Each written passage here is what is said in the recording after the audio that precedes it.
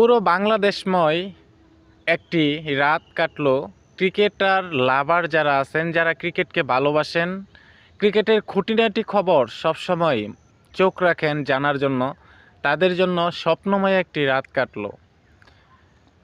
বাংলাদেশের 3 তারকা ক্রিকেটার, যেখানে আইএল টি-20তে খেলছে মুস্তাফিজুর রহমান, সাকিব আল হাসান, তাসকিন আহমেদ এবং বিগ ব্যাশে কিন্তু খেলছেন আমাদের রিশাত হোসেন। সাকিব আল হাসান তার ঝলক দেখালো গতকালকের ম্যাচে, যেখানে 4 ওভার করে 14 রান দিয়ে মাত্র 2টি উইকেট পেয়েছিল। খুব কিপটেমি বল করেছিল Shakib Al Hasan, man of the match হয়েছে। মুস্তাফিজুর রহমান 3 ওভার 5 বল করে 29 রান দিয়ে 3টি উইকেট নিয়েছেন।